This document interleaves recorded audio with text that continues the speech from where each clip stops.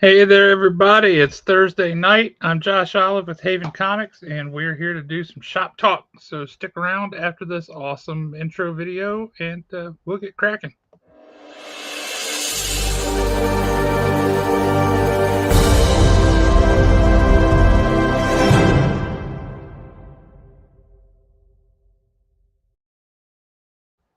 That's right, Haven Comics, the best comic book store at our address.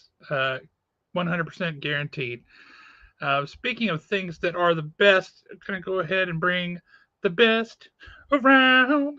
The one and only Alan Breedlove. What's happening? I need to start this night out with a public service announcement. Uh-oh. My safe word is magenta. Just remember that.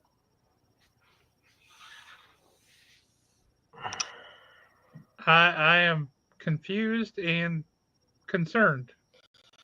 So there's a story behind that. I thought there might be. When I was in college, I was having to write a paper. And the class, it was basically like, it was just a bizarre psychology class, things like that, professional work development, blah, blah, blah, blah, blah.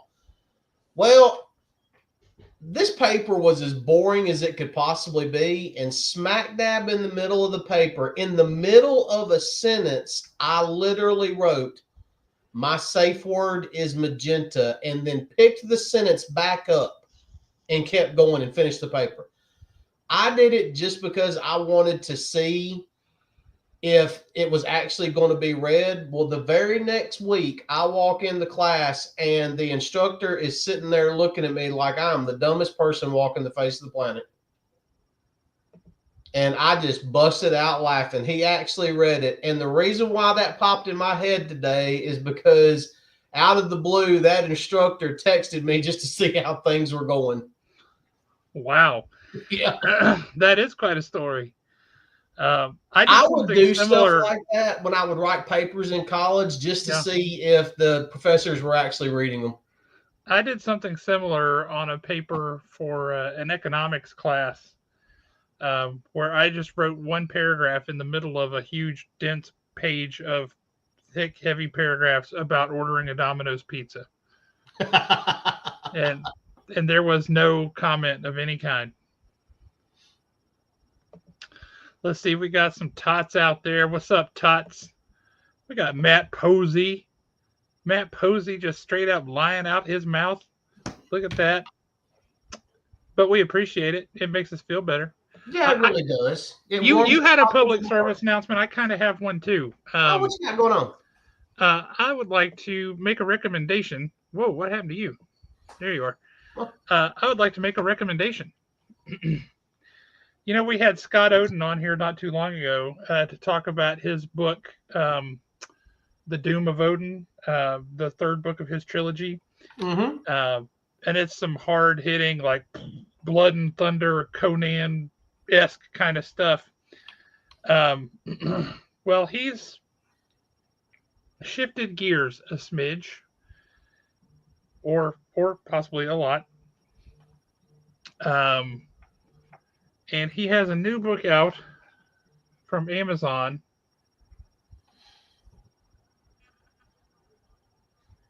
All right. This is, I'm trying to think of a way to describe it. It is like a found document, kind of like if you were doing a movie with found footage. This purports to have found a guy named Claude Moreau who found all these documents of these enchanted mice who live in his garden and have a library and a teapot, and they capture the music of the flowing stream and all kinds of things. It's very dreamy, very ethereal. It's the kind of thing that if you know like Anne of Green Gables or Emily of New Moon by L.M. Montgomery, it's the kind of thing that those characters would have just eaten up. They would love this. Yeah. The guy who, William Blake, the guy who wrote Tiger, Tiger, Burning Bright and a lot of other poetry. I mean, this is a dude who would stop and talk to the fairies and the flowers, and other people thought he was insane, but he was like, they're there. I'm going to talk to them. It's the kind of stuff he would love. It's just beautiful. It's sweet. It's touching. It's cozy, charming mouse stories. Um, really interesting. It's not the kind of thing that you would expect to come out of a guy who writes like hardcore, skull crushing, bone breaking, blood and guts. But here it is, and it's fantastic. So hit Amazon, go buy a copy, hardcover, or I think you can get it on there in an e-copy now. But go pick it up if you want to back a guy who's really cool and has written a lot of interesting stuff. I really recommend it. Well, I was trying to look it up on Amazon, and just look up Scott Oden. I did, and nothing popped up. Did you spell Oden correctly? It's Oden. Oh no, I did not. Yeah. Hey, how's it going? Hope all is well. Hey, you know what? That's not a bad price either. No, not at all. Highly recommend it. It's a fun little book, perfect for all ages. I mean, you could read this to your little kid. The words are pretty big for kids, so they're probably not gonna. For a younger one's probably not going to be good at reading it, but you could read it to them. They'll pick it up via context clues, that kind of thing. So yeah, good stuff. Strongly recommend. That's my public service announcement for the day. Not bad at all. Not bad at all. Well, I do have another question for you. Oh, what you got? When did you join the Knights Templar? A long time ago. Dude, I have always been fascinated with the Knights Templar. When you get into their actual history. Oh, it is fascinating, isn't it? I mean, it's a fascinating history. They invented banking. Well, I mean, not the way that we know it today. When you get into how they were basically set up and betrayed by Philip the Fair and Pope Clement. Oh yeah. And then what actually happened afterwards. And now let me go on my little historical nerd rant. So are you about to take us to Oak Island? No, I'm not. No, I'm not going to get us anywhere near Oak Island. I'm going to go several hundred years before Oak Island. There was a village pass through a mountain range that the farmers and the people that lived there were always being raided by people that were coming through the pass to get to a particular river. Yep, that would do it. Well, one day 9 men showed up on horseback wearing suits of armor and white overcloaks. And they thought they were being raided again. Basically, it did not happen. Those men found out what was going on, and they taught those people everything they knew about warfare, and they united all those villages. Well, those villages started standing up to the marauders with the help of those 9 men, and they ended up basically defending their land. Well, you fast forward in history, and that land ended up becoming Sweden. And I'm neutral on that. I don't know. Oh, I know. But here's the cool thing about it. If you look at the country, at the Swedish flag, it is a red cross on a white banner. So they also taught those farmers everything they knew about banking, who's considered the greatest bankers in the world. Grand Cayman. You got me there. But also, when you look at it, one of those men was I can't remember his first name, but his last name was Sinclair. Knights Templar helped found Sweden. If you go back far enough in history and look at the way all of that stuff come together. Cool. And Sinclair is one of the most common surnames in Sweden now. Also. Dude, I love ancient history. I really do. I do too. I love that stuff. But yeah, the whole Oak Island thing, there's a lot of Templar stuff tied to it. My thing about Oak Island is I used to watch that show like religiously. And And I'm at the point now, I'll start watching it again when they actually start doing, when they just go all out and just start digging up that money pit area. Because these little putting caissons down and doing like these little spot drillings, this is no longer working for me. Yep. October 13th. That's the reason why people think that October 13th or Friday the 13th is unlucky day, because of what happened to the Knights Templar. It was considered. Who knew that your T-shirt was going to spawn this conversation? Oh, I know. It actually started out that Friday the 13th was an unlucky day for Christians because their protectors had been destroyed on that day. You know, I mean, we were a superstitious lot back in the medieval times. Yeah, we're not now at all. Oh, God, no. But yeah, I would have already gotten frustrated and done a large-scale dig operation, and we're just going to keep going until I either sink the entire island or we hit the core of the earth. It's interesting. The whole Oak Island thing was because I read the same stuff that the older Lagina brother that he read, the Reader's Digest article and all that stuff. I read that stuff years and years ago. So then when they started doing all these things with Oak Island, I thought it was interesting.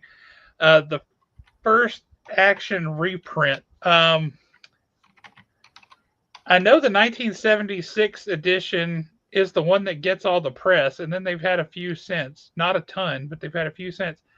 It looks like actually it's 1974. Was it 74? Yeah. I don't know that there was one before that. It's you would think that would get reprinted, but I don't know that there was one before that. I certainly don't recall having ever seen one or come across one. And I do run across the 76, 74 reprint periodically. I know, I want to say it got reprinted in 76 as part of the bicentennial thing because he was a big American hero and all that. So, yeah, that's interesting. Yeah, I'm not. Oh, let's see. Other Action Comic reprints. It says there were a number of famous first edition comics printed in the 70s. Mm-hmm. But it's actually saying Superman 1 was smaller, blah, blah, blah, blah, blah. Yeah, the earliest one that I found other than the original was 1974. Now, if there's one before that, I don't know. Just to this point, Matt, or Nick, rather, quite a few Templar things have been co-opted by people for not so great purposes in the past 50 years. Probably a lot longer than that, but definitely in the past 50 years. So yeah, there's some things like that. So yeah, it's yeah. He's talking about. Don't accept them at face value. He's talking about the Jerusalem cross. Yeah. I mean, and it's not just Templars. There's been symbols used throughout history that people have perverted those symbols. Oh, for sure. When you go back to them, they were actually some type of like Celtic symbol of fertility. You know, it'd be something bizarre, but now today the symbol itself is so perverted that nobody associates it with what it originally was. Yep. Yeah, Daniel Major, I know you would have a good insight into that. So yeah, no, I don't think I've seen one, unfortunately. Yeah, what I just did a quick Google search on literally said 74, but I mean, you know, it's on the internet, so we have to trust it. Oh yeah, the internet can never be wrong. Yeah, that's true, Matt. That was originally a Hindu symbol, and then it got perverted. So yeah. Well, you know, it's because the Celts are so prolific, Daniel. This tiny little island, once you got there, of course, Celtic stuff was long before England, but once you get to England and Ireland and all that, just made such a mess out of everything. Just terrible. Just terrible. Good basketball team, though. Yeah, they're all right. If you grew up in the '80s, it's a good basketball team. Yeah, that they lost a step when this kid named Bird retired. He was decent. He was all right. Him and Robert Parrish and Kevin McHale. Yeah, Yep. those guys were all right. All right. You got some comics to talk about? Well, actually, I've got something else pulled up first that we need to discuss. Well, if it is what I think it is, you might want to wait until later. Do we want to wait till later? Because I'm ready to jump into this. I tell you what, the thing that aggravated me about this Fantastic Four trailer was this thing was launched in our own backyard. And it was the best kept secret in Huntsville, Alabama. Yeah, it was. I mean, because I get to work and they're like, did you know that the cast of Fantastic Four is at the Space and Rocket Center right now? And I'm like, no. When did that? Found out about 45 minutes after the fact. I was ready to get up and leave work and head on over there. Well, yeah.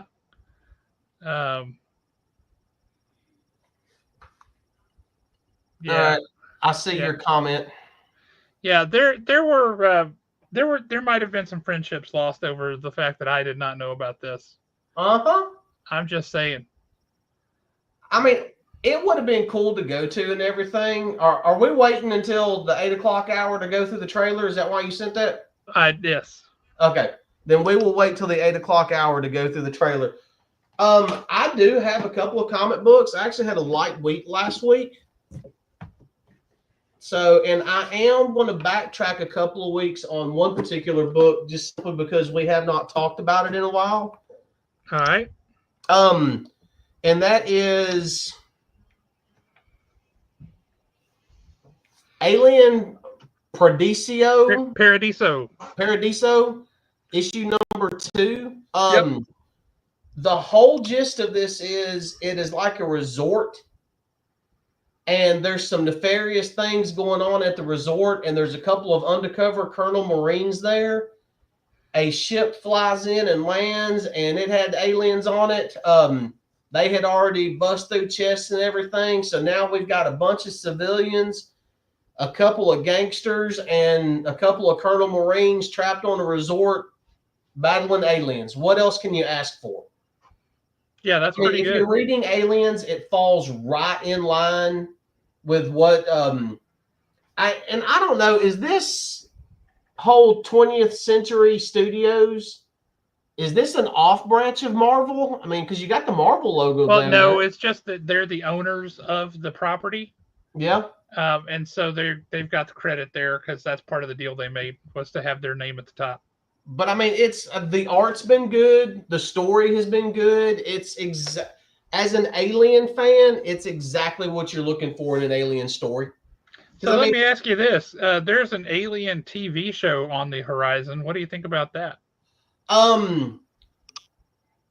When it comes to all TV shows and movies that are a part of this franchise, I do start off with reserving the right to hate it. But I've got to be able to, I actually watched Romulus the other day. So at what point was it that Nick just punched you and called you names and cussed you out?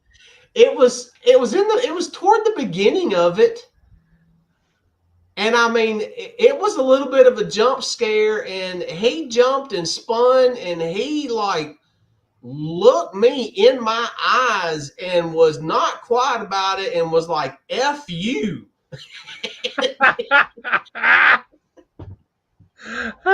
So funny.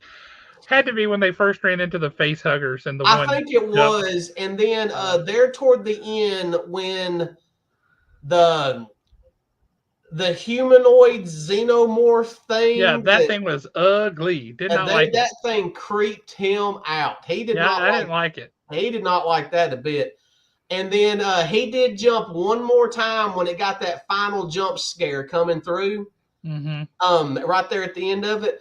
But I will say this, for anybody that has seen Romulus, and I do not know if there's any copies left up at the shop. I don't even know how getting copies of it would go since the debacle with Diamond that's going on right now. But there was a comic book that came out maybe a month ago. Marvel is put out by Penguin Random House, not by Oh, okay. Diamond. Well, So.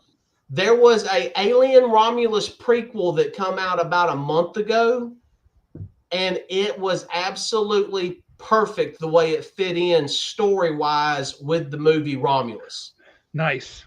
Because it's actually what happened to the ship before our people in the movie Romulus got there. Okay. Very nice. I mean, it was really, it's a one shot. It was really good, very well done, and it just fits seamlessly in. It was one of those, I wish they would have come out with it before the movie. Because that would have been a nice little something for the, for the comic book fans. Yeah. But I mean, you could literally read this prequel comic and then immediately start the movie after you read it. That's nice. That's just how perfect it fit in with it. Nice. But yeah, as far as the TV show is concerned, I'm just gonna have to wait and see. It's the whole thing about the Alien franchise is the fans of it. We're not watching it to see anyone survive. I mean, there's always going to be a survivor, but ultimately, do we really care if anyone survives? No, we're looking for a good horror movie that takes place in space. Yeah, well, this is Aliens Coming to Earth. Yeah, I know, and I am intrigued by it because, and I know you didn't like it, but I did like Aliens versus Predator. So I just thought it was fun, but we will move on. It just had plot holes you could drive a spaceship through, that's all. We will move on. I'm going to go ahead and throw this one out there right quick. We do talk about this fella a lot. I think he might be on the verge of a breakthrough. I'm not so sure. I'm hoping for the best of him, But that would be Mark Spears' Monsters issue number 3. Yeah, I hope that kid makes it. Yeah, I mean, he's got a bright future if he sticks with it.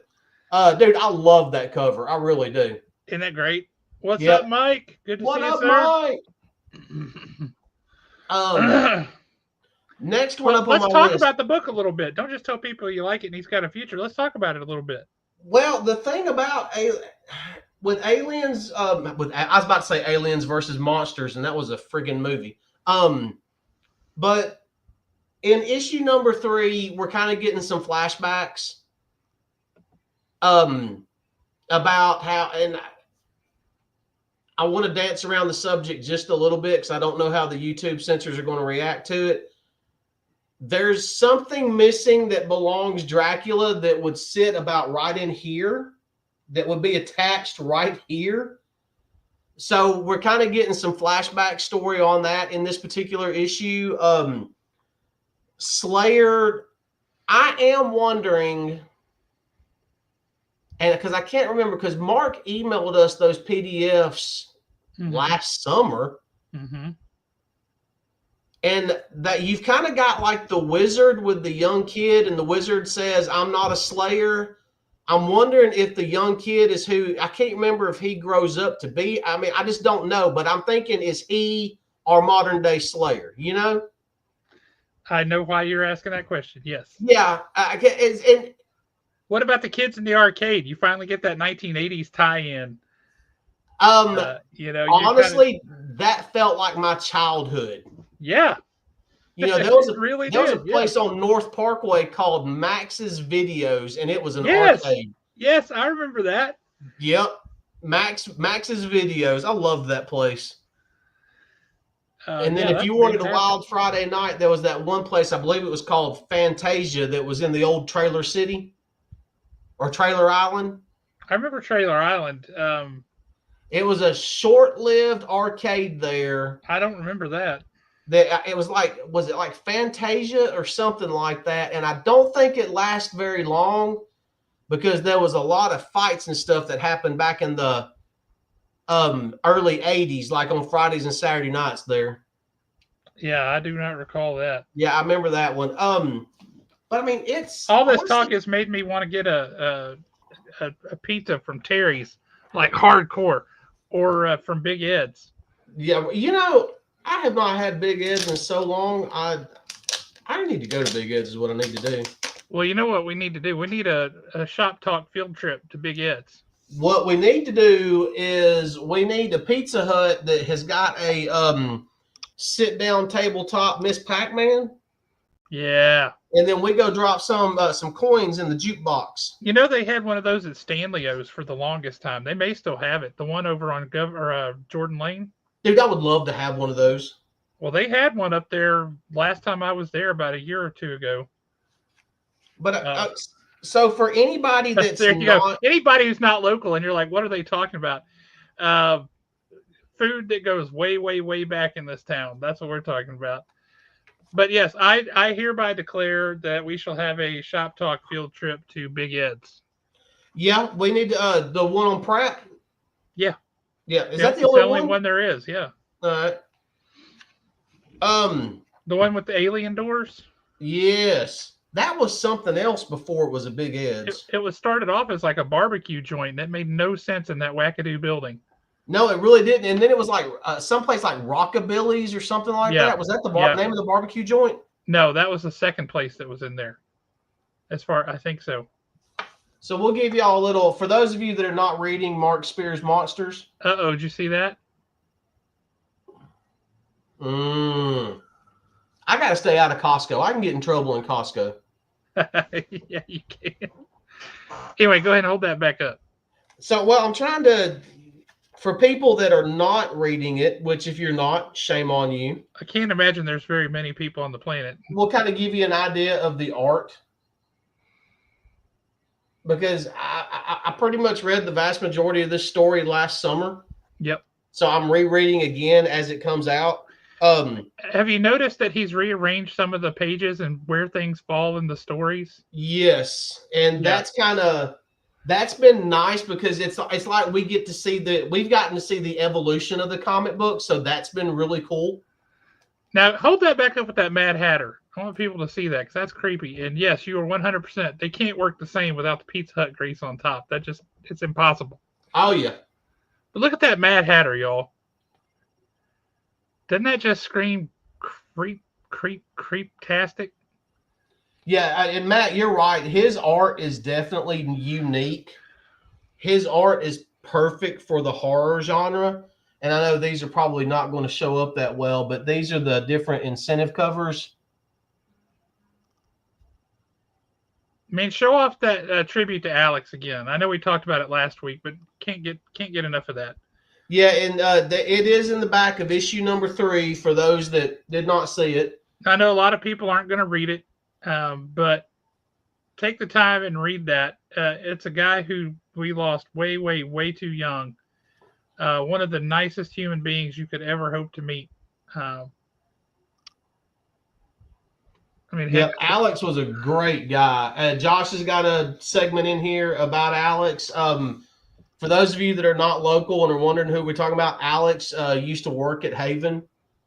And before that, he worked at Comic Corner. Yep. I loved going in every Friday and seeing Alex because I knew that as soon as I walked in the door, there was going to be some random obscure dude on TV cooking in the middle of nowhere, in the middle of the woods, or beside a river, and Alex is watching it like his life depended on it. The other thing he liked to watch was TV commercials from the 50s and 60s and 70s. He would watch like hours and hours long clips on YouTube of just TV commercials that aired in the 50s and 60s because it cracked him up. And then we would have some random, bizarre conversation about art and image comic books in the 90s. What's up, Colby? Good to see you, man. Up? Yeah, Alex was just the dude who we had people who would come up to the store who weren't even comic book people. But they would come up to the store to talk to Alex, and they would hang out up there, and eventually they would become comic book people. Just the funniest thing. But yeah, people would come up there just to hang out with Alex. Yep. All right. Like I said, I did not have many. I got like 3 more because it was just a light week for me last week. But Redcoat issue number 9. Oh yeah. This was a fun one-shot story, smack dab in the middle of it. You and I kind of talked about it. Johnny Appleseed is the perfect historical character just to have a one-shot story on. Oh, perfect. Yeah. And there's a lot of room to tell more stories. Yeah, they could either revisit his character later on down the road or never visit him again, and it would be just fine. Yep. The way they ended this story. Yep. It was just a fun story with our, I guess we could call him our anti-hero, Simon Pure. Yeah. How he knew Johnny Appleseed. They would meet up once a year and basically hang out for a day and swap stories. Sometimes they would just sit around and drink apple cider, and other times they would have a little adventure. And in this one, they had a little adventure where Johnny Appleseed basically takes some of the magic that is keeping Simon Pure immortal and ends up growing like this ginormous apple with it. But the problem is there was a worm inside the apple. Yep. So Simon Pure basically has to ride the worm like a bull rider to get his magic back. It feels like there's a little bit of Dune going on with it. Like, what if we cross this over with Dune? Okay, so, and I don't know if you ever saw this movie, but you know what? This particular issue, and I've kind of seen like a reoccurring theme, but the character Simon Pure, especially in this issue, kind of reminds me of the adventures of Baron von Munchausen. Oh, absolutely. Yes, 100%. And if you've never seen that movie, once again, shame on you. It's a great movie. It's a bizarre movie. Oh, but it is a great movie. Bizarre. It's a great movie, but it is weird as all get out. And to be honest with you, you might actually need to watch that movie in an altered state of mind. It's a Terry Gilliam film, so yeah, that would be true of most of his movies. Next up on my list, and I actually read this one like right when it came out. I need to let me hang on. The Adventures of Baron von Munchausen. So, real quick, I'm gonna share my screen. All right.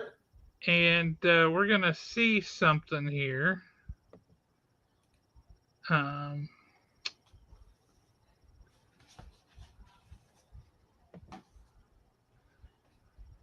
Oh, look at that pretty thing that's in the background. Oh, I'm not talking about that. Now, look in the background. You're kidding me. Even he kept the secret from us? He did. He did. That's all I'm saying is, yeah. Hang on. I'm getting there. Let me turn some volume up. Boo! So let's bring our mortal enemy on, shall we? I don't like that. I don't like that. Dude, you are in all of the collateral Marvel is using for their social media. You show up on the Pedro Pascal Reddit. My wife is the one who pointed me to this. She's like, hey, that's Jeremy Long back there. That sure is. And that's a meme that's going around. And there you are. There's Eli. After the announcement that you made, I believe it was today, about a particular... So that's them watching the trailer, and that's my knee. Yeah. So no, that was kind of unexpected. Well, I like it, Daniel. Well. Well, and it's not. It was. I mean, I'll tell the whole story if you want to hear. Story time. Sorry, I'm trying to clean myself or something on the screen. But let your expo folks know you're on here, because I'm sure they're all going to want to hear this too. So I'm sorry, I can't see anything right now. because this. Okay, there we go. There. Now I see you guys. Yeah, no. So I where does it start? So last Wednesday, I had lunch with friend of the show, Carrie Komai, Yep. of Nerdy Noel and Komai Oh My. And she was like, "Have you seen that there's messages floating around asking for Marvel cosplayers at the Space and Rocket Center next Tuesday, like super early in the morning?" I said, "Nope," because I'm not in cosplay circles. I said, "What's it for?" And she said, "The only thing that they've been saying it's like for a trailer." And so I was like, "Okay, well, the next trailer to come out is the Fantastic Four trailer." And now she didn't know. We didn't know if it was like filming a trailer or trailer release. That wasn't known. I thought it was like, okay, well, the Super Bowl's coming up, and they usually drop big trailers Super Bowl. So I think it's something to do with the Super Bowl, Fantastic Four Super Bowl trailer. And so that was the all of it. And then a day or two later, no, it's Friday morning, I get a request for a post in the Expo group saying, "Hey, I'm working with the Space and Rocket Center. Sorry, we can't give details, but, we're looking for Marvel cosplayers for an event next Tuesday." And so I had to approve it. So I messaged the person. I was like, "Hey, before I approve this, can you give me more info?" I mean, obviously, it was the same thing me and Carrie were talking about. And she's like, "I'm sorry, I can't. We all have to sign NDAs with Disney." And I'm like, that's kind of a big deal. I said, "Okay, well, I'm gonna post it, but could you guys use a show organizer there?" And she's like, "No, I'm sorry, just cosplayers." Yeah, that's cool. Had to ask. I happen to cosplay as a Jedi.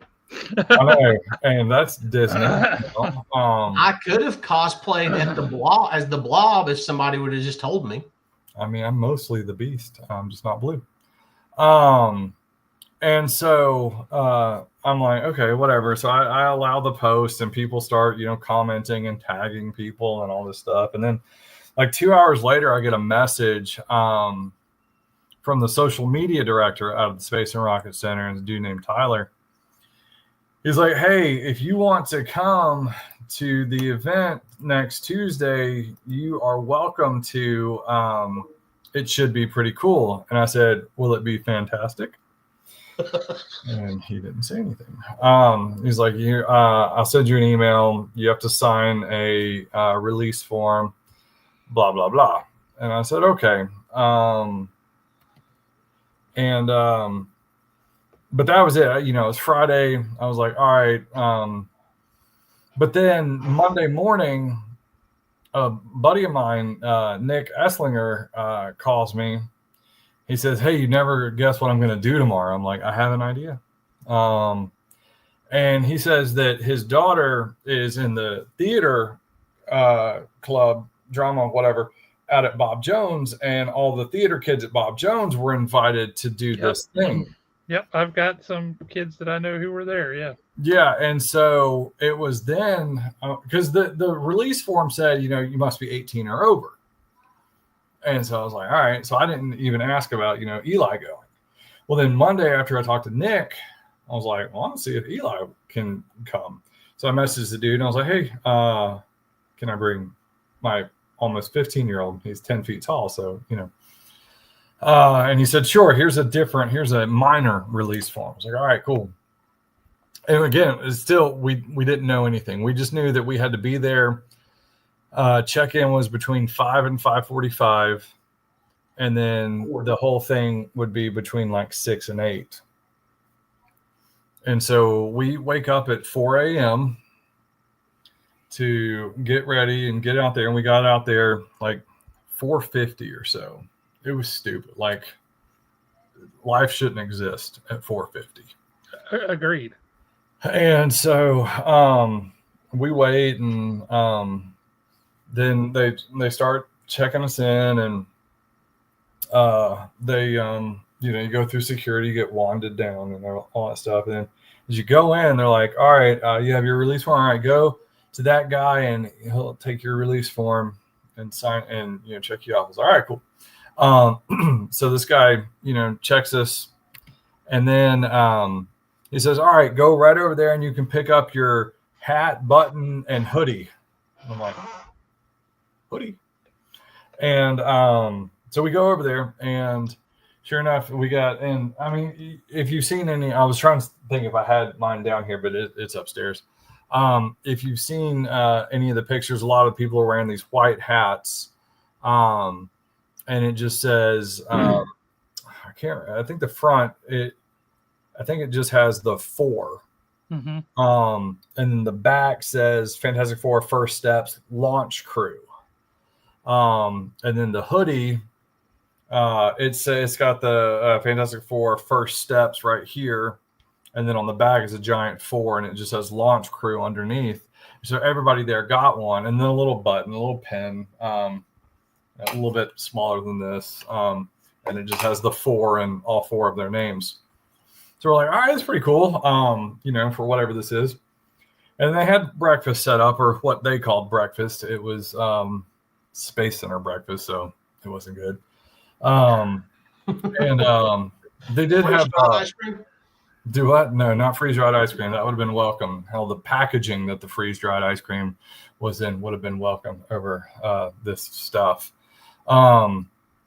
But anyways, so what was it supposed to be? Now I'm curious. Well, I mean, it was like little egg omelets with, I don't even know what. I took a bite, and it was like 800% salt, and then bacon that was very, very flimsy. I think it was just bacon-shaped paper.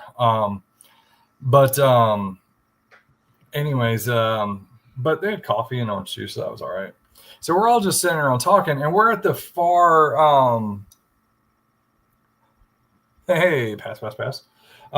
So we're in the Davidson Center, and we're at the far end, like all the way in. There's a big screen, and it just has the Fantastic Four logo. And so we're like, all right, cool. And there's tables set up. So, and we were at the front, so we're feeling pretty good. And then about 6, well, no, I guess it was more like 5:50 or so. This dude comes around and he says, hey, if anybody needs to use the bathroom, now's the time, because we're going to be gathered at the other end in a little bit. We'll come back and grab you guys. We're like, all right. So none of us had to use the bathroom. So we're just standing there. And then like 10 minutes later, we just hear cheering down there, and they already started. And yeah, so all the Bob Jones kids were all, on the like front and center and everything. And that's why you can see me like this small in the background. And at times I would see that I was on camera, so I'd pull Eli over so he could be on. But we weren't that close. And then they did. So we didn't know what was going on. We just saw the countdown thing. I didn't realize that was a Marvel, like it was the Marvel countdown. They did an hour-long countdown. I just saw that on a screen. And then the girl that came out originally, we thought she was a Good Morning America person, but she was with Marvel.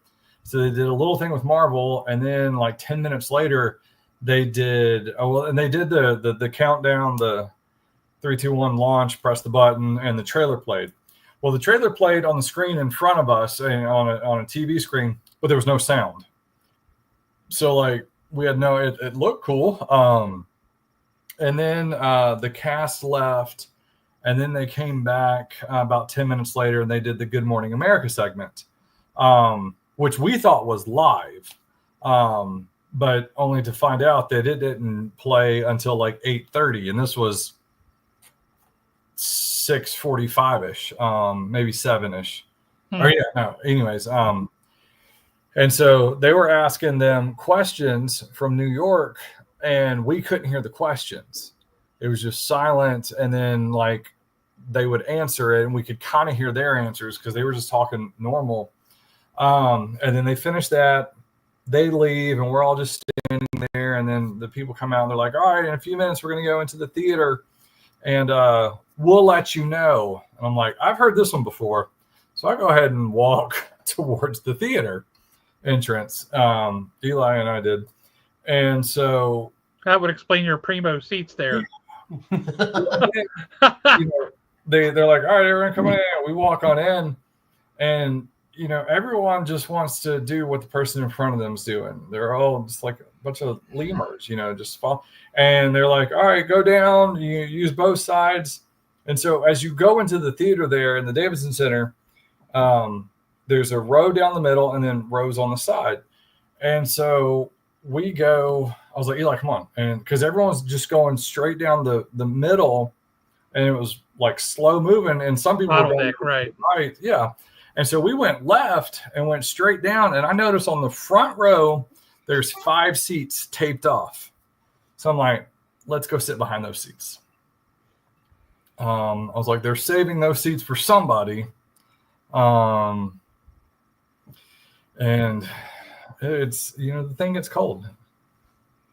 Rocks hold cold. So anyways, it's comic accurate sweater too. But yeah, we go down there, and the girl comes out, and she introduces them, and then they come and talk for like 45 seconds, and we were there to watch the trailer on the big screen. So sure enough, they're like, "All right, well, now we'll start it." And they just come straight to us and sit down right in front of us. And there was a dude right next to me that had brought like some random Fantastic Four comic, and he got Vanessa to sign it. But then like it was the 4 of them plus like I don't know if it was a security guy or just the person over them. He's basically like, "Hey, no more. No." And because I was about to grab his marker and my white hat and be like, but I was like, no. But so yeah, it was like no interaction, and I had my thing of business cards out. I was ready to make it happen if it was possible, and it was not. And I was thinking maybe they're going to do the trailer, maybe they'll ask some questions, maybe they'll do a quick Q&A or something. And there wasn't like a ton of people there. I mean, there was like maybe, from what I was told, there are about 150 folks. That's what I mean, between 100 and 150 people. Yes. And so I'm like, it wouldn't be so far-fetched to just, have them set up and let those people come through to get, a hat signed or whatever. But basically the trailer played, and, I'm watching the trailer, watching Pedro and Vanessa right in front of me because he's, leaning on her, and it was precious. They look like a real couple, actually. In fact, he gave her a kiss. He kissed her on the cheek. I saw it. And this is the way. Do I? This is the way. Yeah. And he's a method actor, right? Yeah. And so, anyways, the trailer plays, everyone cheers, and then Joseph Quinn hops up and he's like, "Do you want to see it again?" And I was like, "Woo!" And they played again, and then everyone, like, some people clapped, some people laughed. I yelled, "Let's just play the whole movie," and they didn't. And then trailer ended, and they're like, "Goodbye," and they boogered off. So it was a cool experience, and it was, kind of random how I got it, got to do it. It was weird at noon. I'd already been awake for 8 hours. That was it was a struggle. It was a struggle because Tuesday was like such a busy day for us. such a busy day. And so, yeah, that just helped the busyness of it, added to it. But it was so cool. I feel so sorry for you. I know. I mean, I am so glad that you struggled through that so you could be our correspondent reporter tonight. Yeah. I know. I'll show you all the pictures next time I see you in person. I just had, it turns out I knew like 7 of those 150 people, actually 11 of those 150 people who were there, and not one breathed a daggum word to me. Yeah. Well, so I mean, 5 of those people are Space Center employees. Well, and see, I didn't say anything when I saw you Saturday because I didn't know what it was. Like, so I hadn't signed anything as of Saturday. I could have said, but it was funny because we were talking. I was telling Eli, what I thought it was, and then Monday night he was like, "So what do you know about tomorrow morning?" I said, "There's something going on at the Space and Rocket Center that involves Marvel." We're getting up butt early. I know that. That was all that I knew. And so, yeah, it was it was a hoot. But, well, I mean, it was definitely the best kept secret in Huntsville. Yeah, it really was. They did a great job with that. Nobody I talked to Dan Strickland, and he said that he drove past the Space and Rocket Center, and it was there was like a curtain over part of it or whatever. And I was like, that's very interesting. I didn't know that. But yeah, so it was interesting to say the least. Well, it's something you got to do that. I mean, that's interesting. That's something you'll remember. I'm surprised there's none of those hoodies on eBay yet. That's a good point. Because hoodies or hat, because it says, it's Fantastic Four. It's for the movie. It has the movie logo here, and then the big 4 on the back and launch crew. So I mean, it's and and it's not that I'm wanting to sell mine or get rid of mine. I'm just curious what it would go for. Not that I would then sell mine.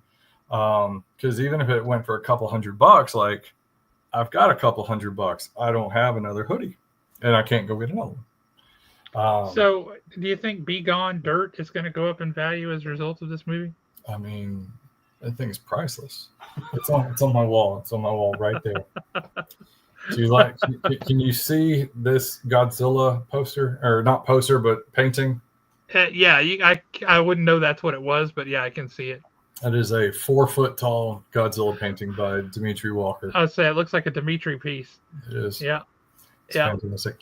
For anybody who doesn't know, he's got a copy of Fantastic Four number 48, the first appearance of Galactus and Silver Surfer. And now he could have a more pristine copy with a higher grade. You see that grade is not high. You see it's a 1.0, right? Doesn't matter. That book is phenomenal. Let's embiggen him so people can see. There we go. Yeah. So you're gonna have to get that the reflection off of there because it's pretty bright. I know. I'm trying to figure out how. That's actually pretty helpful. Yeah. Yep. Come down. You can see that all of the Fantastic Four there have got like Beatles haircuts. Somebody's gone in with a Sharpie and given them Beatles haircuts. The Watcher's got something going on in his head too. And then he's got like devil faces drawn on his knees. You see that? Like I see the "Be Gone Dirt" too. That is funny. But then on his skirt there, it says "Be Gone Dirt." Yep. That's just priceless. It's just. I mean, that's fantastic. And, literally, it's on the title. Yeah, it is. It's just one of those things. It's like the angry girlfriend variant of Amazing Spider-Man 14, where she got mad and wrote all over his book, and now that's a thing. The "Be Gone Dirt" variant is a thing. as far as I'm concerned, because that's hysterical. It's pretty terrific. It was so funny Tuesday at the Space and Rocket Center because like all the other That's right. The value-added yes. remark right there. Most of the other parents, they were just there, with their band kids, and a lot of the band kids, they didn't know, or not band kids, Theater kids. They had no idea what Fantastic Four was, and it was funny because I even said it's Fantastic Four. You don't have to watch the first three. And people were like, "Oh, okay, good." I'm like, "Oh wow, oh my lord." Yeah. And so, and then someone was like, "Are there three?" I'm like, "Well, there's like four already, and they're all pretty terrible. There's three different groups. One group had two movies, but so yeah, not worth watching. However, so don't. Yeah, but the trailer was fun. The experience was pretty rad, and I have to admit that like comic accurate Galactus head at the end of that trailer, I was like, all right, I see you. You're doing real Galactus. You're not like Galactus is a mist that eats planets. It's actually Galactus. Yeah. Well, and like there was like a part of the trailer. There was like a shot of the sky with like this big cloud, and it was like they just it was a subtle wink to move past. But yeah. So, as a Fantastic Four fan, what did you think about the trailer? Oh, it was great. A couple things that were obviously omitted. They didn't have Silver Surfer in there. They showed everyone's power but Reed's. Yeah, I noticed that. I thought that was interesting. That was, and John Malkovich playing the part of Gandalf. That was pretty neat. The Red Ghost. The Red Ghost, also known as Gandalf the Grey. No, it was a lot of fun. I think it's crazy that July is going to see Jurassic World, and then 2 weeks later Superman, and then 2 weeks later Fantastic Four. That's insane. Like, it's like they're trying to cram an entire year's worth of revenue into the box office in 1 month. You remember the days of the summer blockbuster? Yes. Yeah, well, this is like the summer month, I guess. It's nice to see. I'll say, what was it that came out alongside Wicked? There was like 2 movies that came out. Moana 2 was one of them, I think. And I think, anyways, it was great driving past the AMC there on Jones Valley and seeing a full parking lot for like 2 or 3 weeks. Yeah. And then, over Christmas, seeing a full parking lot there. Because I mean, that's something that is just is missing is the theater experience. And I love going to the theaters. Yeah, we had for my daughter's birthday, she wanted to go see Wicked. I mean, that's what she wanted for her birthday, so that's what we did. And even the Cineplanet 15 in Madison, that place was packed. I mean, people everywhere, and it wasn't just for Wicked. I mean, people were just a packed theater. I mean, that makes it even more fun. Yeah. That's actually a really good little theater. I love that little place. I like it. You can get tickets easy. You can get in and get out and back to the house. Yep. I'll tell you, that's one thing that I don't like about the AMC here in Jones Valley is it needs to be updated. It has been updated since 1973. I feel like it does, but I love their IMAX. Yeah, I mean, it's the one at Bridge Street. They put some money into it, and it is nice. They've got the reclining seats. They've got everything is nice there. But the AMC is a 2-minute drive from my house. So it's 5 minutes closer to my house. Yep. it's Yeah, easy. it's a 42-minute drive for me because I'm Yeah, in exactly. Tony. Yeah, and Yeah, so, yeah. But no, the theater going experience is great. You know, it was hit or, you know, it was touch and go there for a while through COVID. Like our theater's done, which, I mean, there are movies that need to be seen in the theater. And I would argue that the Top Gun movie was one of them. Yeah, That was fantastic. yeah, and so it's, you know, it's nice to see the theaters reviving. But yeah, I need to get moving along.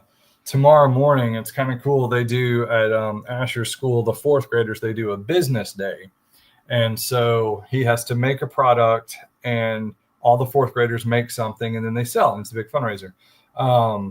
And he's doing sports themed popcorn buckets. So we've got to nice. make all the popcorn buckets.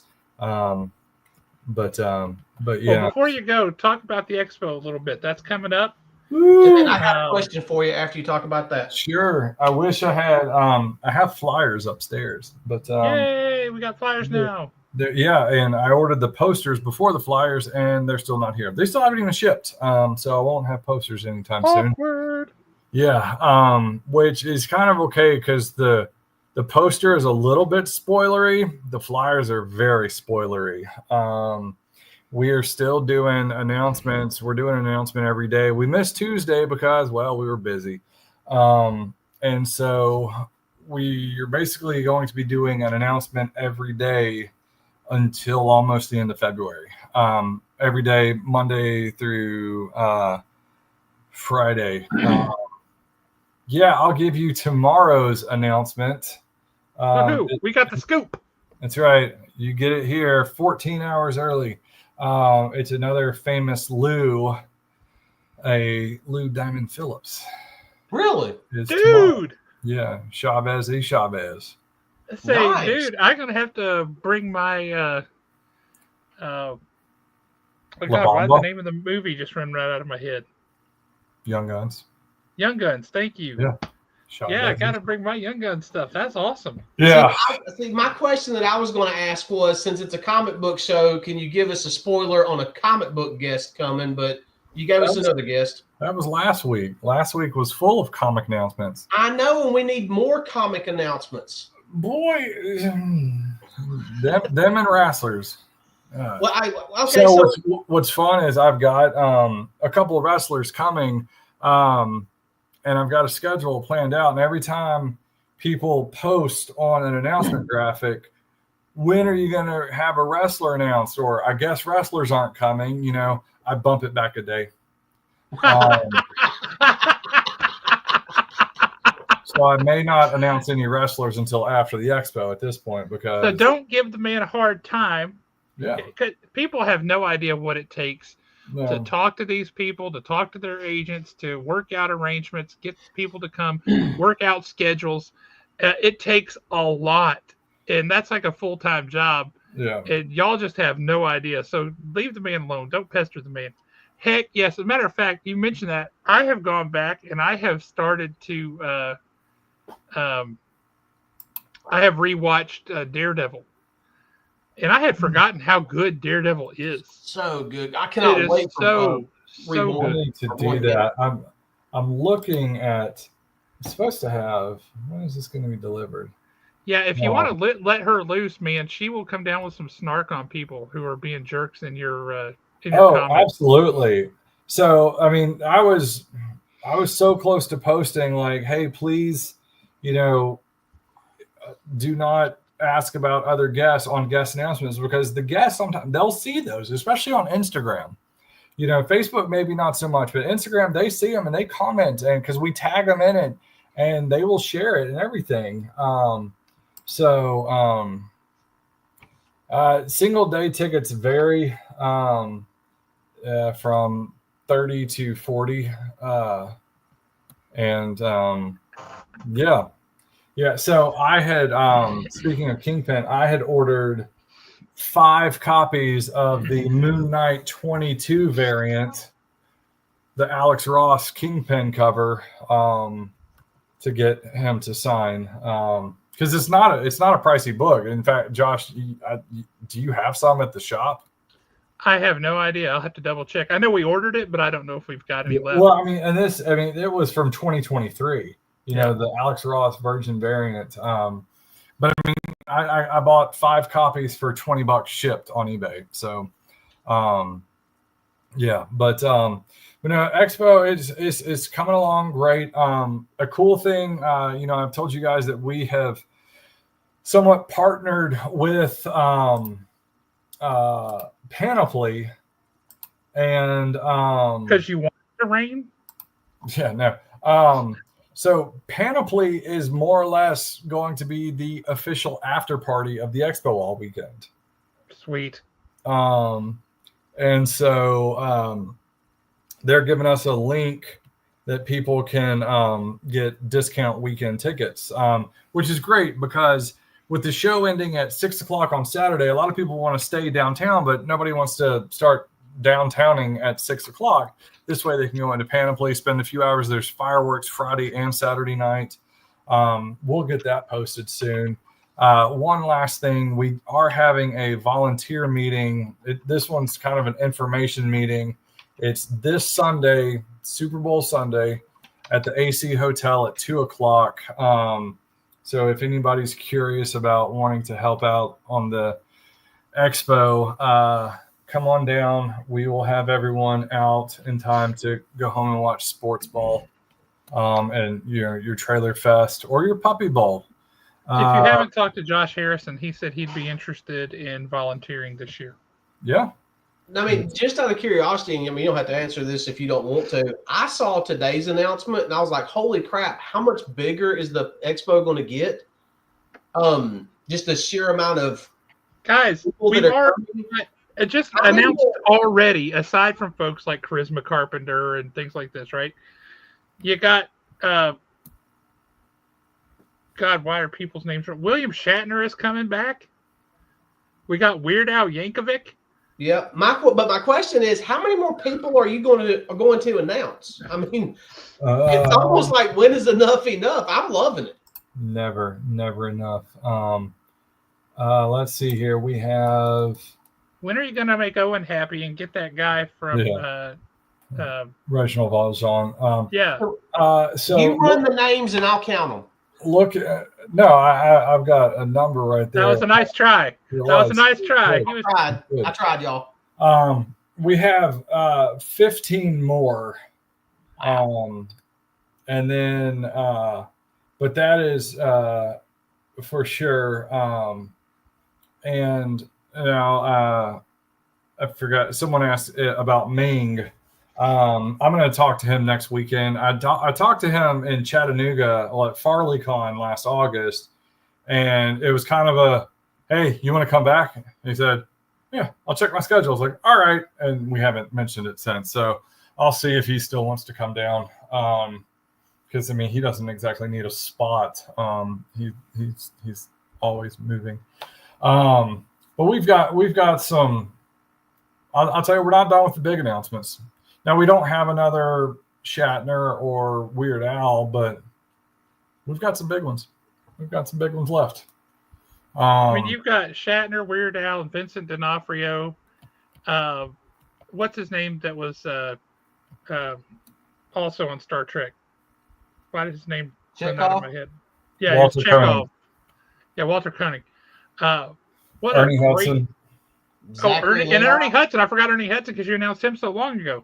Yeah. Priscilla Presley, Melissa Joan Hart, Joey Lawrence, Mario Lopez. Who what? Zachary Levi, Elizabeth Berkley. Yep. Yeah, I mean, there's tons of them. I mean, this one is definitely unreal how many guests are going to be here this year. Yeah, and we're still going. And then, on the big comic side, Kevin Eastman and Chris Claremont, Mark Spears. Is there a hotter name in comics than Mark Spears? I say thee nay. There absolutely is not. And I had I've restocked Mark's books at the shop multiple times. Every time I can get a copy. And we had some dude came in on Wednesday and said, it was like the clip from, man, I am terrible with names all of a sudden tonight. Parks and Rec, right? Where he's like, bring me all the eggs and bacon. Yeah. No, I don't mean a lot. I mean all the eggs and bacon you have. He walked in and was like, bring me all the Mark Spears comics you have. So there's you an exclusive. That's the cover of a Thundercats issue that Mark Spears did that we have done that we're doing. Oh, because Larry Kenny's coming. There's you another announcement. Nice. Yeah. So there's 2 free announcements. But yeah. So I got to go do dad things. So you all, we announced Kevin Eastman.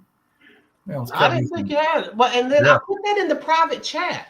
That's okay. I'm calling you out publicly. I'm trying to say, hey, because I was actually on the website and I didn't see him on there anywhere. He's somewhere. I promise.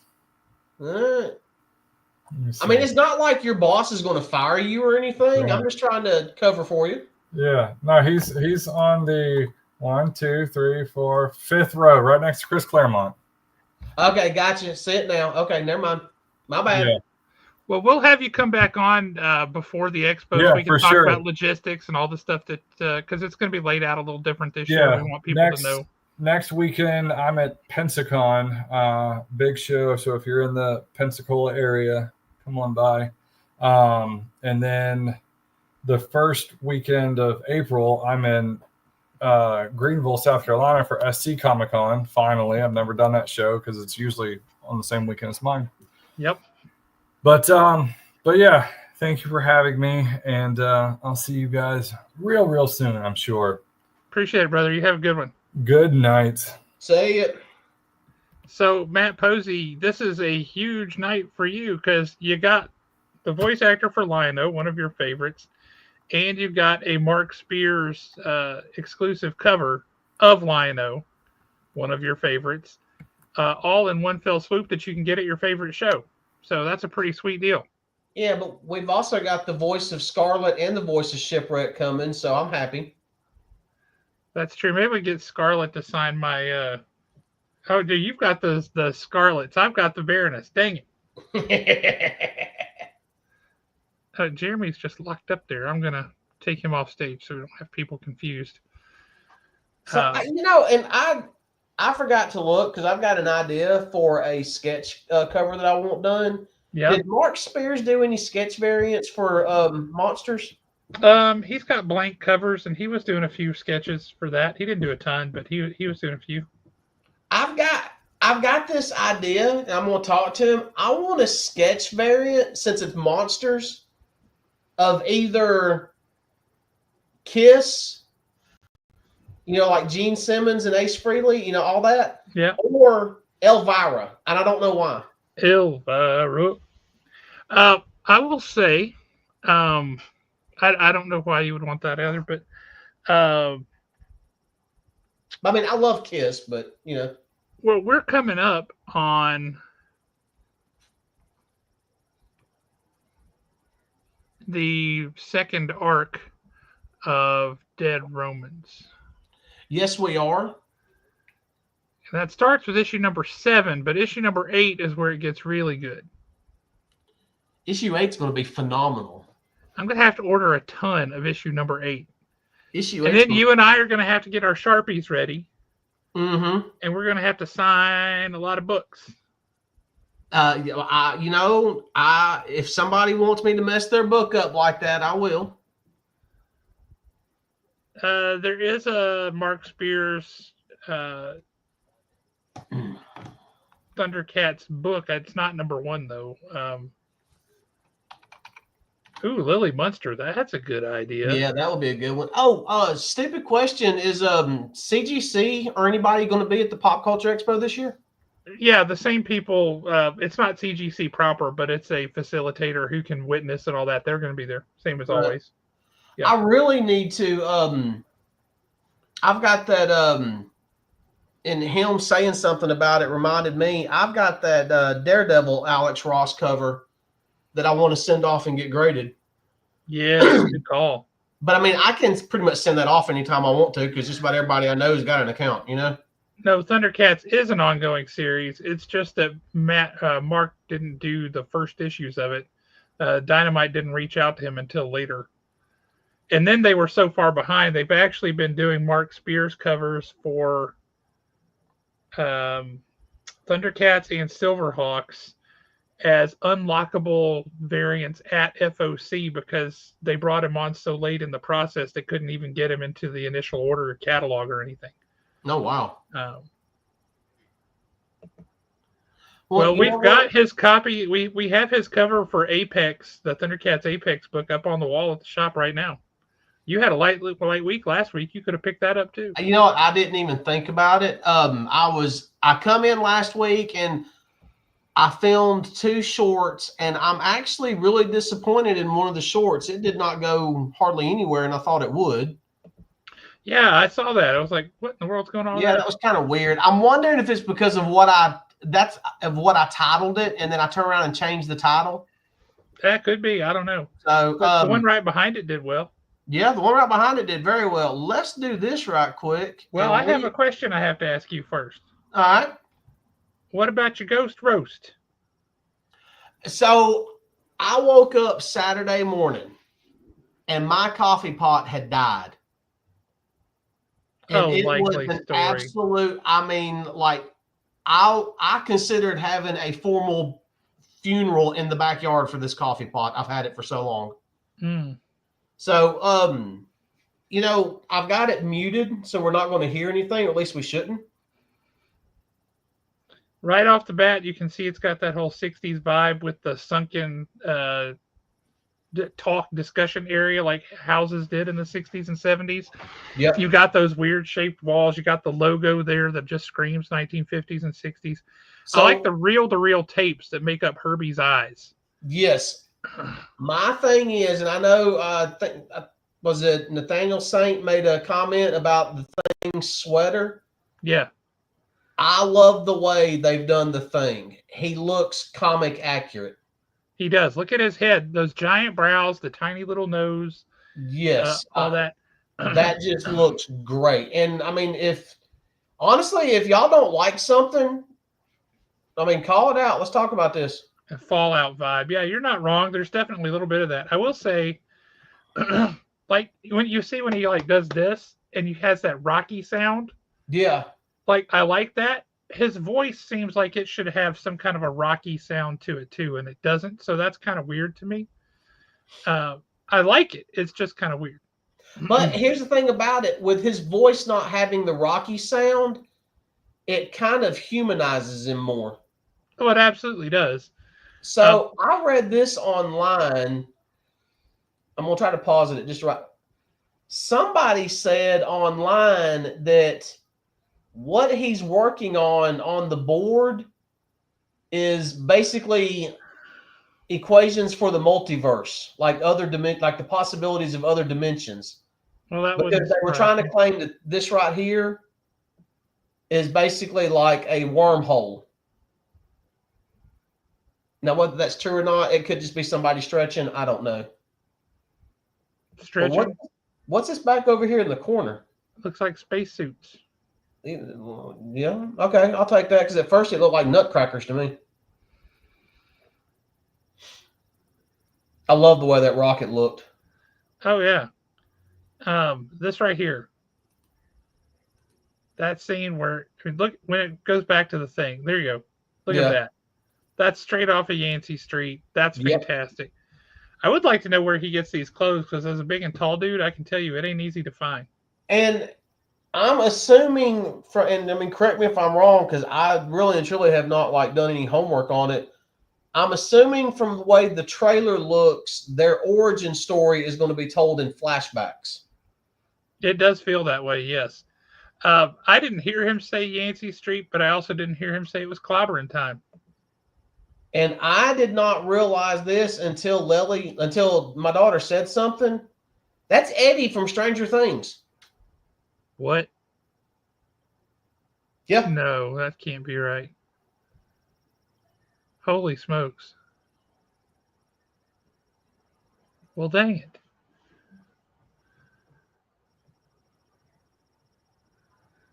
Yeah, there were people that were complaining that he didn't say flame on, and they didn't hear the thing say clobbering time. And it's like, come on, we got to save It's something a for the trailer, movie. people.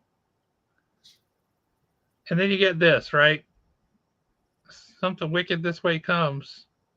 Yeah, see, I like those Fantasticar masks because I remember those types of masks. Hang on, Look, let's right go back. there, Let's go back to John Malkovich there.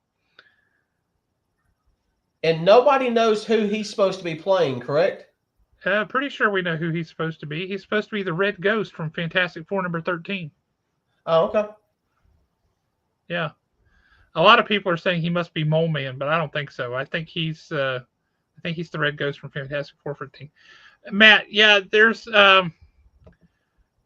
the whole supposition behind this setup of why they're doing this retro future alternate world story is because they're trying to explain why the Fantastic Four hasn't been around for any of the other Marvel movies, right? Things like Endgame and all that. Like, where were the Fantastic Four? And it's part of what the whole multiverse was designed to enable them to do, is bring in all these characters that by comics continuity should have been there from the beginning but weren't. So this way they've gone to this alternate universe within the multiverse, and they are going to at some point, in theory, cross over into this universe and join the rest of the MCU. As I understand it, that's what's going to happen. Well, I think Secret Wars and Doomsday are going to be what brings them over to the MCU. Yeah, and I suspect it'll do the same thing with X-Men or something like that too. They've already been kind of brought in, but look at that right there. That is Galactus, y'all. So I'm going to tell folks, if anybody wants to recreate this shot right here at home with their toys, I know a comic book store on Slaughter Road where you can buy Galactus at, and you can film from behind him. Not anymore. We sold him. Did you really? Yeah. Oh, I did not notice. Yeah, we sold that. You hadn't been paying attention, son. Yeah, we sold him like 8 months ago. Man, I'm telling you, these last few weeks have literally been me running in, screaming at Tom to give me my stuff and running back out. You better change that tomorrow. His feelings are going to be hurt. Well, it all changed last week. We're back. I mean, my schedule has slowed down drastically. Whew, I bet you're feeling excited for that. But I will say the one thing I like in here was when he's like, that's before you turned invisible, before Johnny caught fire, before Ben was a rock. Yeah. And when she says, Ben has always been a rock. And what she means by that is obviously a positive thing. I thought that was really great. And if you think about it, it makes you wonder if they're going to have a more direct tie to what happened to them and the powers that they have, having something to do with their personalities. Johnny's always been a hothead. It's the 60s. Maybe Sue Storm felt kind of invisible. She felt like she didn't matter. So that's part of what goes with her. Ben's always the reliable one. He's been the rock. Reed is mentally flexible and brilliant. He can figure things out. I do wonder if that ties in, if there's some physical correlation of their powers to things to do with their personalities or how they feel about things. It's interesting. And the only one that doesn't really jive with me in my head that I can't put a reason why it would be is for Sue, but it could be. I don't know. I just find it interesting, and I would love to see how they play it out. So I'm optimistic on that front. Yeah, that's pretty sweet looking. Yeah, and I love the logo. Honestly, once again, I've said it before about something else, but it reminds me of, the animation stuff that you see on Spaceship Earth on the little monitor at Disney on the way back. Yeah. It reminds me of that, and I get the vibes of Carousel of Progress on this. Yeah, I get that. I think between Superman and this movie, the box office is going to be hopping in July. Oh yeah, we're definitely going to have a good July. That's for sure. I'm excited for that. Now, Let's while get you this got it actually up there work. on it was on the bottom right hand there. What do you think about Thunderbolts? Are you excited for that? Do you not care? What are your thoughts? I'm kind of indifferent right now. I mean, look, hey, we're watching ourselves watch ourselves. Ooh, it's like being at the barbershop and just looking in the infinite mirror. I know. I took it next level there for a second. When was the last time you went to a barbershop? You're gonna laugh at me. You go every 2 weeks? No, I don't. I got tired after, and I mean, I'm going to tip, but after tipping everything, I got tired of spending $30 every time I went to the barbershop. Yeah. So I literally walked in one time, and as I'm sitting there in the chair, I watched what type of clippers and guards she actually used. And then I turned around, went on Amazon, and for $30, $35, bought the exact same thing that she used at the barbershop. And they paid for themselves the first time I cut my hair in the garage. And I have not been back to a barbershop since. Actually, they were my Father's Day present to myself last year. Wow. Yeah. And I have not been back because I mean, come on. I mean, look, this is all I've got is this right here. Yeah.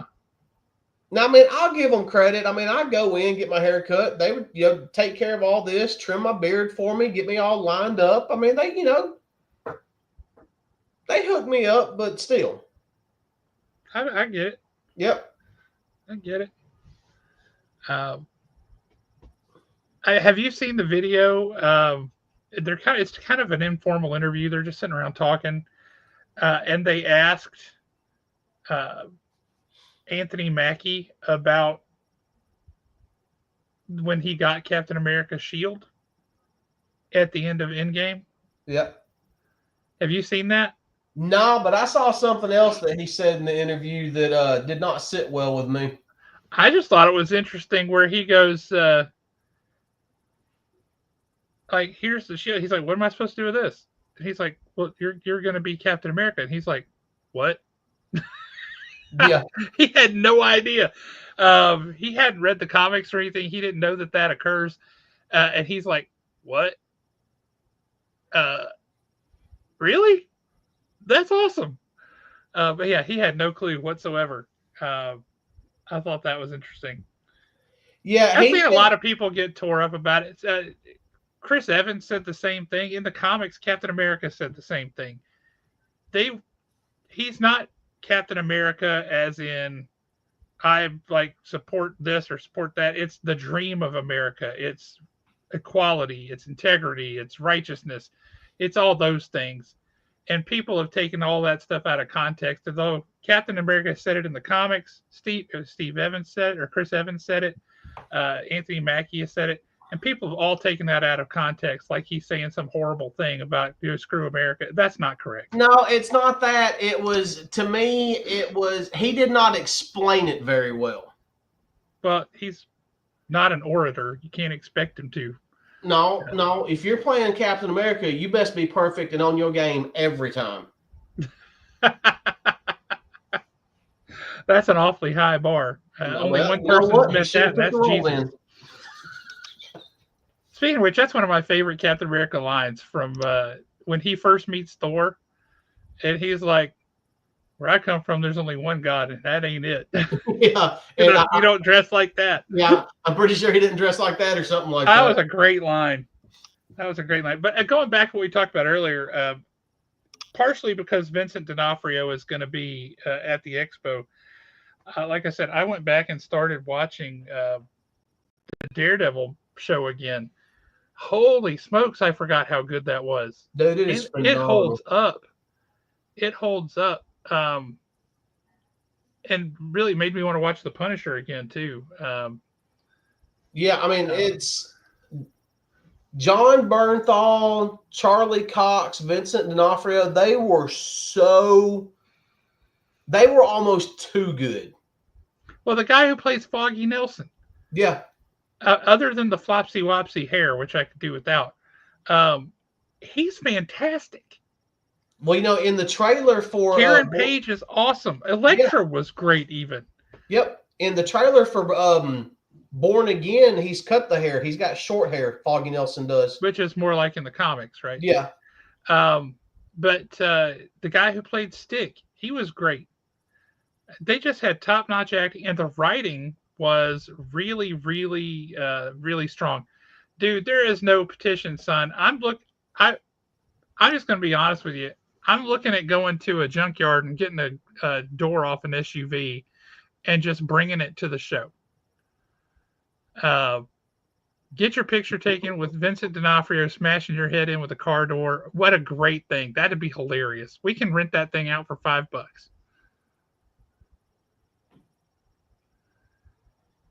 See, I thought he was good. I just didn't like that show. That show was a bit too, I don't know. It was too in your head kind of a show. I just didn't care for it so much. The only two shows that I watched was Daredevil and Punisher. I didn't watch any of the others they did. Oh, I watched all of the rest of them, and they were all varying degrees of good. I think the actor who played Iron Fist caught a whole lot of grief for things that weren't his fault. Yeah. If you look at the early episodes of the show, he's kind of a hippy-dippy, whatever happens kind of a guy walking barefoot through the park and stuff, right? He didn't write the character to be a whiny baby.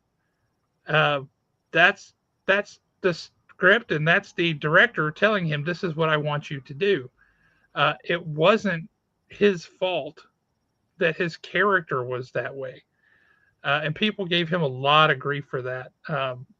And they gave him a lot of grief for not being a super great martial artist too, which, okay, yeah, he's cast in that role. Maybe that's something he should have been great at, but Charlie Cox is certainly great at it. Charlie, nobody else can play Daredevil. I mean, it's if they have to recast him later on due to age or something, that's fine. That's going to happen if they keep Daredevil around in the MCU. But the way he portrayed Daredevil and Matt Murdock, it was just too good. I mean, I know a lot of people trashed it. I did enjoy the She-Hulk show because I understood what it was going to be like going into it. Right, because it was John Byrne's She-Hulk. Yeah, Matt, I will be happy to deface your book for you. Absolutely. The Iron Fist show had a lot of promise, and I don't think it panned out very well. I kind of think the same thing about the Luke Cage show. It had a lot of promise, and it did better than Iron Fist. But Luke Cage had a lot of promise, and I think they got bogged down in we have to have 13 episodes to have a season. Yeah. Because the middle episodes for a lot of these seasons, like the middle 4 or 5 episodes, just really dragged things out. Where had they just gone in with 8 episodes, they could have told a slam bang story. So I think the format kind of hurt them. Same way in comics where people write a story for a 6-issue trade, right? Not all stories should be the same length. Some stories are long stories. Some stories are short stories. Some stories are 1 episode. They're 1 issue. Yeah, I think we're way too hung up on the 6-issue story arc. We absolutely are, and to the detriment of comics. But people get into that mode, and it's not good. All right, so correct me if I'm wrong, and then help me out on something because I forgot the name of it. In the Daredevil Born Again trailer, doesn't he mention Wilson Fisk being mayor now? I believe so, yes. So that storyline that Marvel did a few years ago. I know where you're going with this. You're hoping to see the Moon Knight in jail. I need to see with the Juggernaut. I need to see it. But I mean, could they be possibly setting up that whole heroes are illegal in New York storyline for like the TV shows and stuff? Not 100%. And I mean, that would be so great if we could see For the people that did not read that issue where Moon Knight goes to prison for the sole purpose of beating up Juggernaut, and for Blinded him. and for anybody that says Moon Knight cannot beat up Juggernaut, you're so wrong. Because it was bad. It was incredible. Some of my favorite issues have been somebody went to jail to beat somebody up, and one of those was Spider-Man, where he went to jail. It's after he it's after he shot Aunt May, right? Yep. And Spider-Man he broke into the jail when Kingpin was held up, and he just beat the ever-loving stew out of him. And Kingpin's like, what? You think you're going to hurt me? You can't hurt me. You've tried before. And he's like, I always held back before. I'm not holding back anymore. And he just beat him to a bloody pulp. And you're like, ah. So, yeah, there was that story in whatever that storyline that was running where Kingpin was the mayor of New York. Devil's Reign. Devil's Reign. That was it. And the reason why I'm looking it up is so I could, Matt, it was just a one shot that they did. And I'm going to show you what the cover looks like right quick so you can see it. So good. I'm going to be honest with you. I could not find a copy of this anywhere. What? No, I hit share screen, you piece of garbage. Oh, there we go. That was the cover of it. It was just Devil's Reign Moon Knight. It was a one shot. I looked high and low trying to find a copy of it. I could not, and I ended up having to read it on the Marvel app. You didn't get it at the store? I could have sworn you did. No, I never did. Oh, so good. Yeah, and it is so good. It was not a Civil War lead-in. No, Devil's Reign was very different. And it was well after Civil War. It was just a couple years ago, in fact. But yeah, what an issue. Just the fact that Moon Knight went to jail on purpose so that he could figure out a way to get close to Juggernaut, because he had warned Juggernaut at one point in the past, like, don't do this thing or I'm coming for you. And Juggernaut did the thing. So he's like, all right. So he gets involved in this underground fighting ring in jail where the cops are like, people are watching and betting on it. And the cops are using inmates as fighters. And then he waited until That's the way it always goes with eBay. There you go. And then he waited until he got the marquee matchup against Juggernaut so that he could punish Juggernaut for infringing on what he told him not to do. I see your question there, and to answer it, yes, previews is a Diamond thing. The most recent issue of previews came in today or yesterday.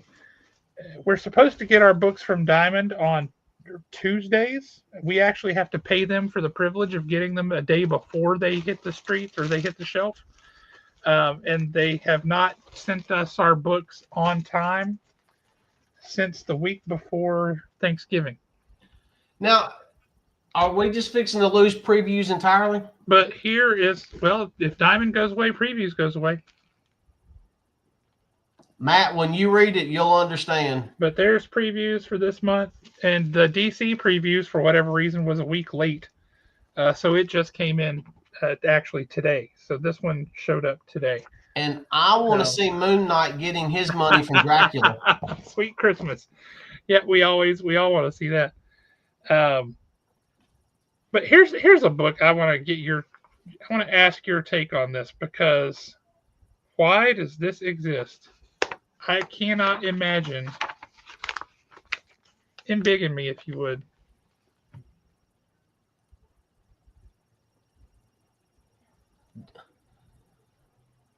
And the bad thing about it is, it's probably going to look at the art.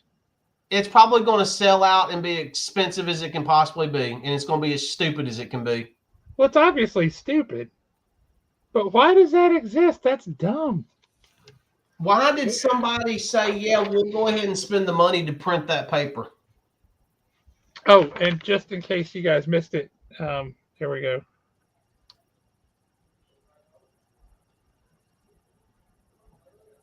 Now, it is funny that they're doing it scratch and sniff. Yeah. Yeah, there's no point in that. And I'm sure it'll sell out across the board.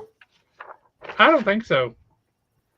I ordered exactly one copy for a customer who likes weird gimmick comics. Things with bullet holes through the middle, scratch and sniff, that kind of stuff. Mm-hmm. That's the total number of copies I ordered. One.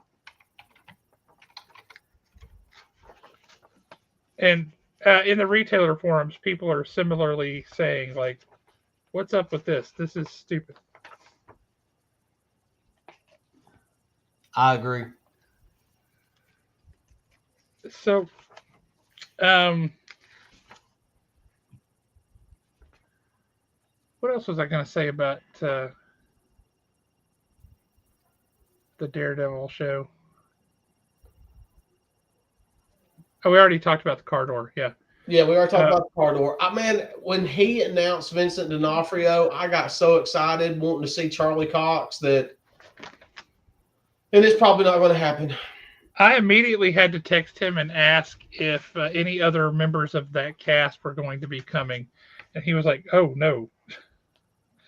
I would love for them to, but have not been able to work that out. So, yeah, don't count on that. Well, I know that like Charlie Cox does cons because there's been like all sorts of photos and videos. Yeah, he's been to MegaCon several times. Yeah.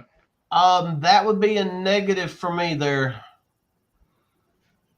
I have not. I've got folks at the store who have talked about it, and there haven't been many. All seem pretty happy with it. But let's see here. What is the last thing that I read? Witchblade was the Spawn Witchblade that crossover they did a couple of years ago.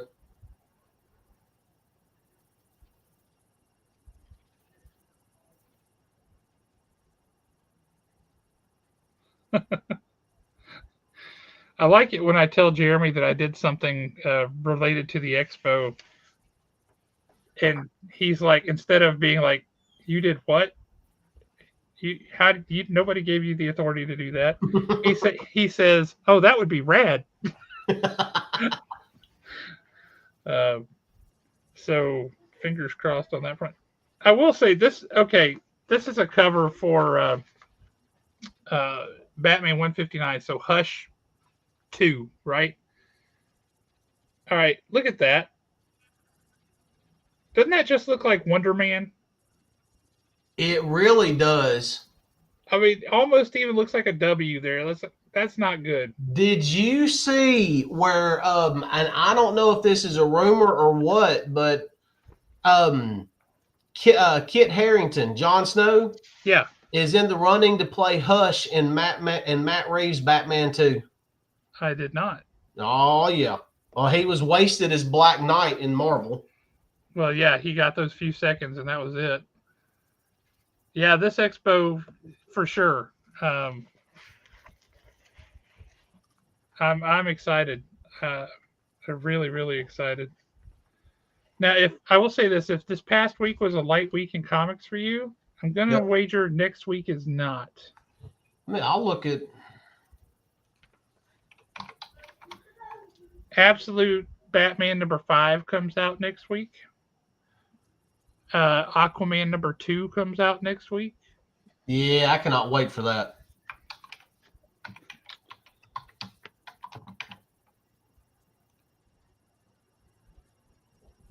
DC is all in 2025 with new series and new adventures across the DC universe.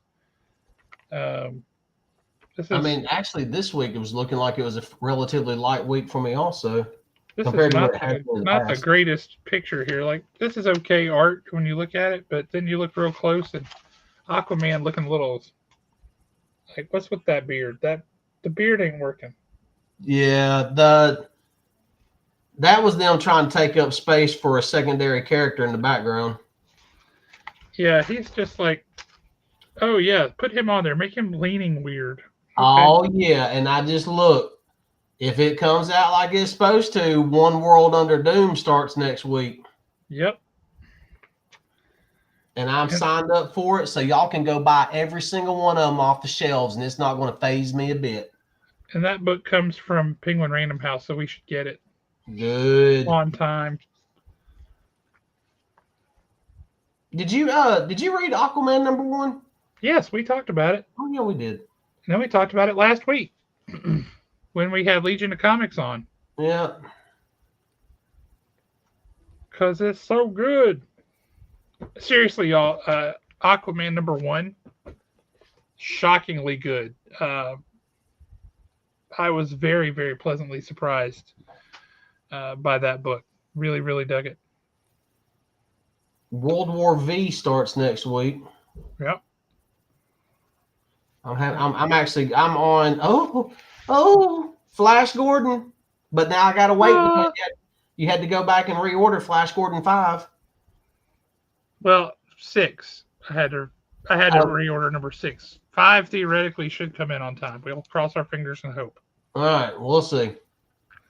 Oh, Matt's needing a suggestion, buddy. What are you peddling this week? You know what? Let me jump back to last week's stuff. I already got excited and started. Whoa! Hey, hang on.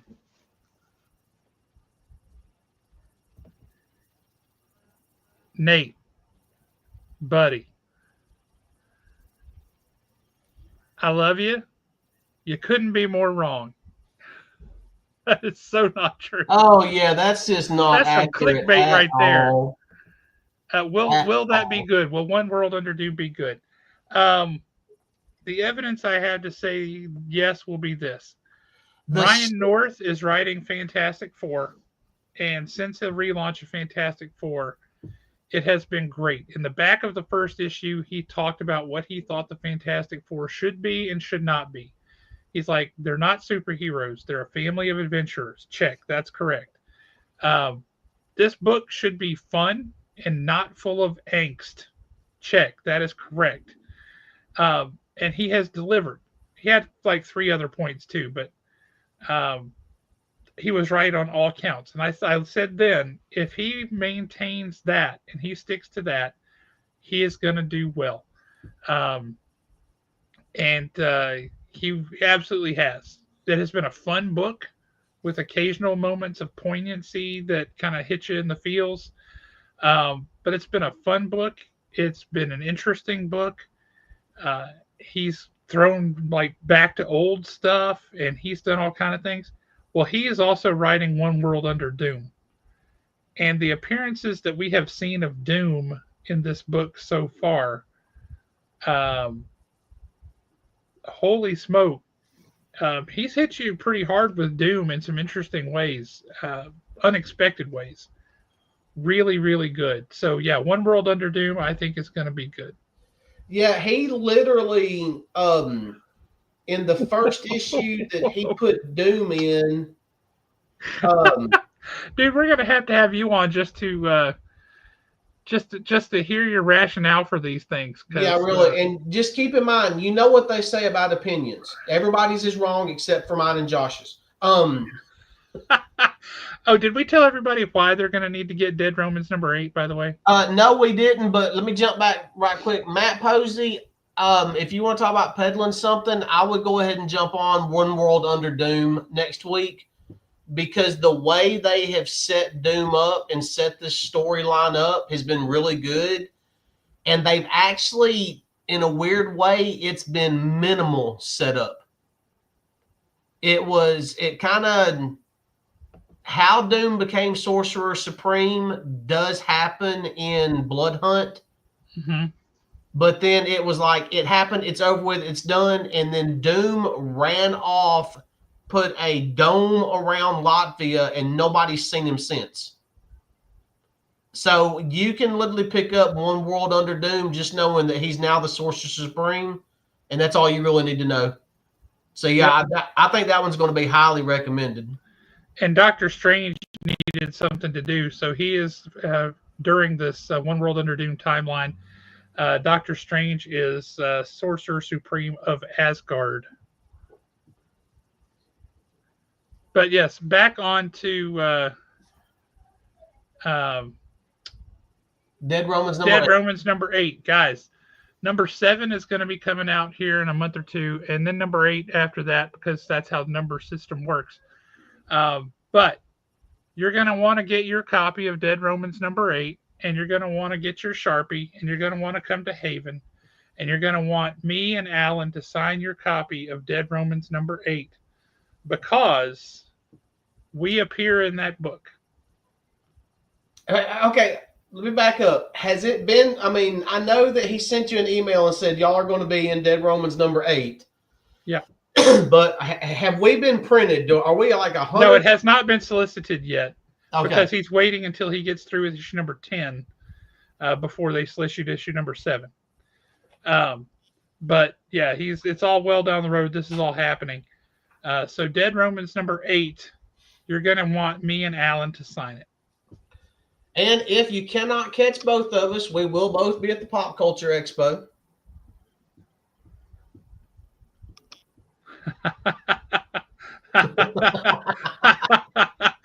Well, that's a good question.